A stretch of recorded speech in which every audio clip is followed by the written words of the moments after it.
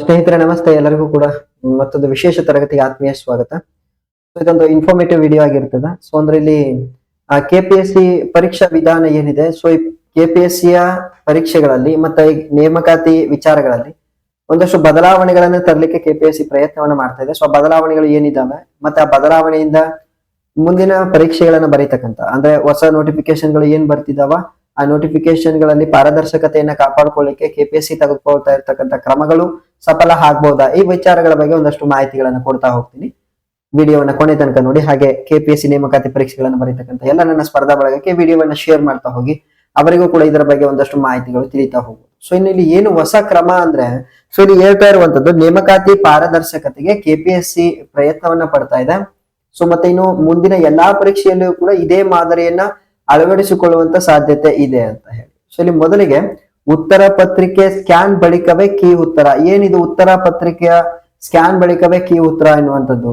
So ಇಲ್ಲಿ ನಾವು ನೋಡ್ತಾ ಹೋಗುವ ನೇಮಕಾತಿ ಪರೀಕ್ಷೆಗಳಲ್ಲಿ ಪಾರದರ್ಶಕತೆ ಸುಧಾರಣೆ ತರುವ ಪ್ರಯತ್ನವಾಗಿ ಪರೀಕ್ಷೆ ನಡೆದ ಬಳಿಕ ಉತ್ತರ ಪತ್ರಿಕೆಯಾಗಿರುವ ಆಪ್ಟಿಕಲ್ ಮಾರ್ಕ್ ರೆಕಗ್ನೇಷನ್ ಶೀಟ್, ನೀವೇನು OMR ಶೀಟ್ ಅಂತ ಹೇಳಿ ಕೊಟ್ಟಿರ್ತಾರ, ಸೊ ಈ OMR ಅನ್ನ ಸ್ಕ್ಯಾನಿಂಗ್ ಮುಗಿಸಿದ ಬಳಿಕವೇ ಏನ್ ಮಾಡ್ಬೇಕು, ಕೀ ಉತ್ತರಗಳನ್ನ ಬಿಡುಗಡೆ ಮಾಡ್ಲಿಕ್ಕೆ ಕರ್ನಾಟಕ ಲೋಕಸೇವಾ ಆಯೋಗ ಏನ್ ಮಾಡಿರುವಂತದ್ದು ನಿರ್ಧಾರ ಮಾಡಿ.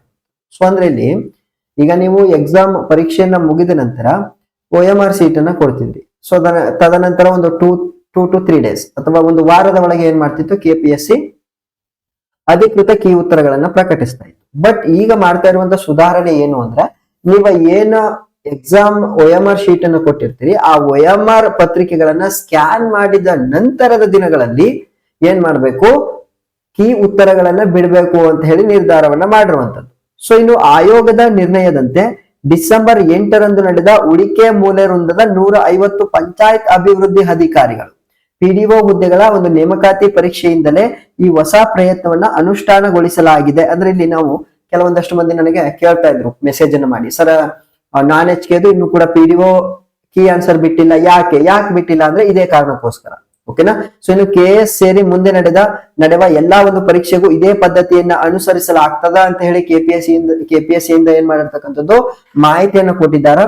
ಸೊ ಇನ್ನು ಪರೀಕ್ಷೆ ನಡೆದ ನಂತರ ಎಲ್ಲಾ ಉತ್ತರ ಪತ್ರಿಕೆಗಳು ಮೌಲ್ಯಮಾಪನ ಕೇಂದ್ರಕ್ಕೆ ತಲುಪಿದ 1 ತಿಂಗಳ ಒಳಗೆ, ವೆರಿ ಇಂಪಾರ್ಟೆಂಟ್, 1 ತಿಂಗಳ ಒಳಗೆ ಸ್ಕ್ಯಾನಿಂಗ್ ಮುಗಿಸುವ ಗುರಿಯನ್ನ ಹೊಂದಲಾಗಿದೆ. This is one of the best concept. So ಯಾಕೆ ಇದು ಬೆಸ್ಟ್ ಕಾನ್ಸೆಪ್ಟ್ ಆಗ್ತದೆ ಅಂದ್ರೆ, ಸೊ ಇನ್ನು ಪರೀಕ್ಷೆ ನಡೆದ 1 ತಿಂಗಳೊಳಗೆ ಪತ್ರಿಕೆಗಳನ್ನ ಮೌಲ್ಯಮಾಪನ ಮಾಡೋದ್ರಿಂದ ನೇಮಕಾತಿ ಪ್ರಕ್ರಿಯೆಗಳು ಏನಾಗ್ತವ, ಚುರುಕುಗೊಳ್ತಾವ. ಸೊ ಅಂದ್ರೆ ಇಲ್ಲಿ ಬೇಗ ಸ್ಕ್ಯಾನಿಂಗ್ ಮಾಡಿ ಕಟ್ ಆಫ್ ಗಳನ್ನ ಬೇಗ ಅನೌನ್ಸ್ ಮಾಡ್ತಾರ, ಮತ್ತೆ ಏನು ಮೀಸಲಾತಿಗಳಿದ್ದಾವ ಅದಕ್ಕೆ ಅನುಸಾರವಾಗಿ ಲಿಸ್ಟ್ ಅನ್ನ ತಯಾರು ಮಾಡ್ಲಿಕ್ಕೂ ಕೂಡ ಸಿದ್ಧ ಮಾಡ್ತಾರ. ಸೊ ಇದು ಕೂಡ one of the best concept. ಅದೇ ರೀತಿ ಸ್ಕ್ಯಾನಿಂಗ್ ಮುಗಿದ ಬಳಿಕ ಅಭ್ಯರ್ಥಿಗಳ ಅಂಕಗಳ ಡಾಟಾ KPSC ಯಲ್ಲಿ ಸಂರಕ್ಷಿತವಾಗಿ ಸೇರಿದ ಬಳಿಕ ಏನ್ ಮಾಡ್ತಾರ, ಈ ಉತ್ತರಗಳನ್ನು ಬಿಡುಗಡೆ ಮಾಡಿ ಆಕ್ಷೇಪಣೆಗೆ ಆಹ್ವಾನಿಸಲಾಗ್ತದೆ. ಓಕೆ, ಸೊ ತದನಂತರ ನಿಮಗೆ ಕೀ ಉತ್ತರಗಳನ್ನು ಬಿಟ್ಟು ಏನಾದ್ರೂ ಆಕ್ಷೇಪಣೆ ಇದ್ರೆ ಆಕ್ಷೇಪಣೆಗಳನ್ನ KPSC ಆಹ್ವಾನ ಮಾಡ್ತದೆ. ತದನಂತರ ಆಕ್ಷೇಪಣೆ ಅವಧಿ ಮುಗಿದು ಅಂತಿಮ ಕೀ ಉತ್ತರಗಳ ಬಿಡುಗಡೆಯ ನಂತರ ಅಭ್ಯರ್ಥಿಗಳು ಪಡೆದ ಅಂಕಗಳನ್ನ ಬಿಡುಗಡೆ ಮಾಡಲಾಗ್ತದೆ. ಎಸ್, ಇದು ವೆರಿ ಗುಡ್. ಬಿಡುಗಡೆ ಮಾಡಬೇಕು.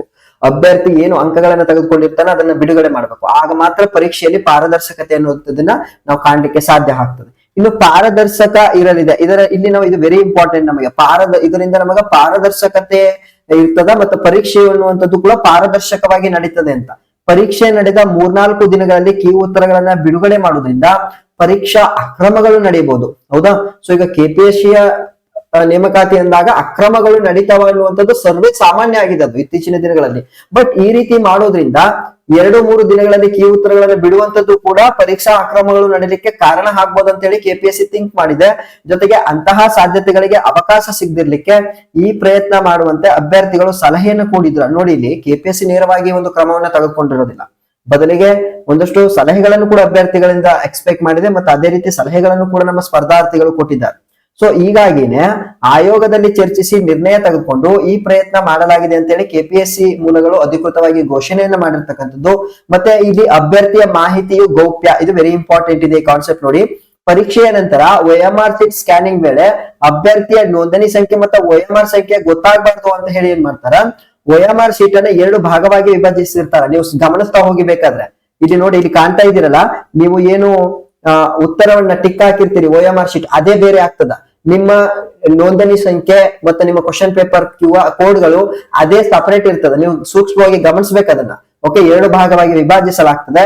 2 ಭಾಗಗಳ ನಡುವೆ ಹರಡ್ಕೊಂಡಿರುವಂತೆ ಬಾರ್ ಕೋಡ್ ಮುದ್ರಿಸಲಾಗಿರ್ತದ. ಇಲ್ಲಿ ನೋಡಿ ಬೇಕಾದ್ರೆ ಇದು ನೋಡಿ, ಬಾರ್ ಕೋಡ್ 2 ಕಡೆನೂ ಕೂಡ ಹರಡ್ಕೊಂಡಿರ್ತದೆ. ಸೊ ಈ ಬಾರ್ ಕೋಡ್ ನಲ್ಲಿ ಅಭ್ಯರ್ಥಿಯ ನೋಂದಣಿ ಸಂಖ್ಯೆ, OMR ಸಂಖ್ಯೆ, ವಿಷಯ ಸಂಕೇತ, ಪ್ರಶ್ನೆ ಪತ್ರಿಕೆಯ ಸರಣಿಯ ಮಾಹಿತಿ ಇಲ್ಲಿ ಕಂಡು ಬರ್ತಾ ಹೋಗ್ತದ. ಇನ್ನು 1ನೇ ಭಾಗದಲ್ಲಿ OMR ಸಂಖ್ಯೆ, ಅಭ್ಯರ್ಥಿಯ ನೋಂದಣಿ ಸಂಖ್ಯೆ, ವಿಷಯ ಸಂಕೇತ ಯಾವುದು, ಮತ್ತೆ ಆತನ ಸಹಿ. ಓಕೆ, ಸೊ ಮತ್ತೆ ಬಾರ್ ಕೋಡ್ ಇರ್ತಾ ಹೋಗ್ತದ. ಇಲ್ಲಿ 1ನೇ OMR ಭಾಗದೊಳಗೆ ಏನಿರ್ತದ, 2ನೇ ಭಾಗದಲ್ಲಿ ಏನಿರ್ತದ ಅಂತ ಹೇಳಿ ಸ್ಪಷ್ಟವಾಗಿ. ಇನ್ನು 2ನೇ ಭಾಗದಲ್ಲಿ ಅಭ್ಯರ್ಥಿ ಗುರುತಿಸಿರುವಂತಹ ಎನ್ಕೋಡ್, ಅಂದ್ರೆ ನೀವು ಶೇರ್ ಮಾಡಿರ್ತಾರಲ್ಲ, ಇದು ಮಾತ್ರ ಸರಿ ಉತ್ತರ ಮತ್ತೆ ಬಾರ್ ಕೋಡ್ ಇವು ಮಾತ್ರ ಇರ್ತವ. ಇನ್ನು ನಿಮ್ಮ ಯಾವುದೇ ದಾಖಲೆಗಳು ಕೂಡ ಅಲ್ಲಿ ಇರೋದಿಲ್ಲ. ನಿಮ್ಮ ನೋಂದಣಿ ಸಂಖ್ಯೆ ಆಗಿರ್ಲಿ, ವಿಷಯ ಸಂಕೇತ ಆಗಿರ್ಲಿ, ಮತ್ತೆ ನಿಮ್ಮ ಸಹಿ ಆಗಿರ್ಲಿ, ಯಾವುದು ಕೂಡ ಇರುವುದಿಲ್ಲ. ಯಾಕೆಂದ್ರೆ ಅದು 1ನೇ ಭಾಗದ ಬಾರ್ ಕೋಡ್ ನಲ್ಲಿ ಏನಾಗಿರ್ತದ, ಸೇಫ್ಟಿ ಇರ್ತದ. ಇನ್ನು ಪರೀಕ್ಷೆಯ ನಂತರ ಸಂವೀಕ್ಷಕರು OMR ಸೀಟ್ ಅನ್ನ 2 ಭಾಗ ಮಾಡಿ ಪ್ರತ್ಯೇಕವಾಗಿ ಶೀಲ್ ಮಾಡ್ತಾರೆ. ಇದು ವಿಶೇಷವಾಗಿ ನಡಿಬೇಕಾದಂತ ಪ್ರಕ್ರಿಯೆ ಮತ್ತೆ ನಡೀತಾ ಇದೆ ಕೂಡ. ಮತ್ತೆ ಉತ್ತರ ಇರುವ 2ನೇ ಭಾಗವನ್ನ ಮಾತ್ರ ಸ್ಕ್ಯಾನಿಂಗ್ ಗೆ ಕಳಿಸಲಾಗ್ತದೆ. ಸೊ ಈ ಉತ್ತರ ಇರುವಂತ 2ನೇ ಭಾಗವನ್ನ ಮಾತ್ರ ಸ್ಕ್ಯಾನಿಂಗ್ ಕಳಿಸೋದ್ರಿಂದ ನಿನ್ನ ಅಲ್ಲಿ ಪ್ರಶ್ನೆ ಪತ್ರಿಕೆ ಯಾವುದೂ ಕೂಡ ಅಲ್ಲಿ ಗೊತ್ತಾಗೋದಿಲ್ಲ. ಸೊ ಮತ್ತೆ ಅಲ್ಲಿ ಯಾವುದೇ ರೀತಿಯ ಅಕ್ರಮವನ್ನು ಮಾಡ್ಲಿಕ್ಕೂ ಕೂಡ ಸಾಧ್ಯ ಆಗೋದಿಲ್ಲ. ಸೊ ಈ ಮೂಲಕ ಸ್ಕ್ಯಾನಿಂಗ್ ವೇಳೆಯ ಗೌಪ್ಯತೆ ಕಾಪಾಡಲಾಗ್ತದ ಅಂತ ಹೇಳಿ KPSC ಏನ್ ಮಾಡಿದೆ, ಅಧಿಕೃತವಾಗಿ ಘೋಷಣೆಯನ್ನ ಮಾಡಿರ್ತಕ್ಕಂಥದ್ದು. ಸೊ ಇಲ್ಲಿ ಒಂದು ನೋಡಿ, ಕೀ ಉತ್ತರಗಳ ಬಿಡುಗಡೆಗೆ ತಿಂಗಳು ಬೇಕು. ಇದು ವೆರಿ ಇಂಪಾರ್ಟೆಂಟ್ ಆಗಿ ನಾವು ಇಲ್ಲಿ ಗಮನಿಸಬೇಕು. ಕಲ್ಯಾಣ ಕರ್ನಾಟಕ ವೃಂದದ 97 ಪಂಚಾಯತ್ ಅಭಿವೃದ್ಧಿ ಅಧಿಕಾರಿ ನೇಮಕಾತಿಗೆ ಪರೀಕ್ಷೆ ನಡೆದ 4 ದಿನಕ್ಕೆ ಕೀ ಉತ್ತರ ಬಿಡುಗಡೆ ಮಾಡಲಾಗಿತ್ತು. ಕೇವಲ 4 ದಿನದೊಳಗೆ ಕೀ ಉತ್ತರವನ್ನು ಬಿಡುಗಡೆ ಮಾಡಲಾಗಿತ್ತು. ಆದ್ರೆ RPC ವೃಂದದ 150 ಹುದ್ದೆಗಳ ಪರೀಕ್ಷೆ ಕೀ ಉತ್ತರವನ್ನ OMR ಸ್ಕ್ಯಾನಿಂಗ್ ನಂತರವೇ ಬಿಡುಗಡೆ ಮಾಡಲಾಗ್ತದ. ಅಂದ್ರ ನಾವೇನು non-HK ವಿಭಾಗದ 150 PDO ನೇಮಕಾತಿ ಪರೀಕ್ಷೆಗಳು ಆದ್ವು, ತದನಂತರದ ಎಲ್ಲಾ ನೇಮಕಾತಿ ಪ್ರಕ್ರಿಯೆಗಳಿಗೂ ಕೂಡ ಇದೇ ರೀತಿಯ ವಿಧಾನವನ್ನ KPSC ಅಳವಡಿಸ್ಕೋಬೇಕಂತ ಹೇಳಿ ಪ್ಲಾನಿಂಗ್ ಮಾಡ್ಕೊಂಡಿದೆ.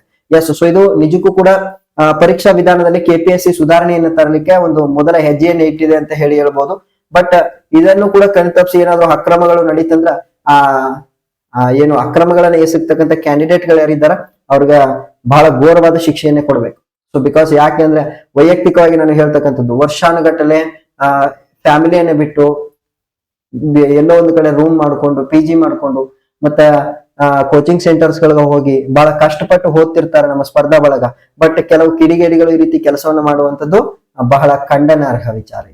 ಓಕೆ, ಸೊ ಮಾಹಿತಿ ಇಷ್ಟ ಆಗಿದೆ ಅಂತ ಅನ್ಕೋತೀನಿ, ಮತ್ತೆ ಮಾಹಿತಿಯು ಅರ್ಥವಾಗಿದೆ ಅಂತಾನು ಕೂಡ ಅನ್ಕೋತೀನಿ. ಈ ವಿಡಿಯೋವನ್ನ ಎಲ್ಲರಿಗೂ ಕೂಡ ಶೇರ್ ಮಾಡಿ, ಮತ್ತೆ ಅವ್ರಿಗೂ ಕೂಡ ಇದ್ರ ಬಗ್ಗೆ ಒಂದಷ್ಟು ಅರ್ಥ ಆಗ್ಲಿ. ಓಕೆನಾ? ಸೊ ನಾನು ಮುಂದಿನ ತರಗತಿಯಲ್ಲಿ ನಾನು ನಿಮ್ಮನ್ನ ಮತ್ತೆ ಭೇಟಿ ಮಾಡ್ತೀನಿ ಸ್ನೇಹಿತರೆ. Thank you so much.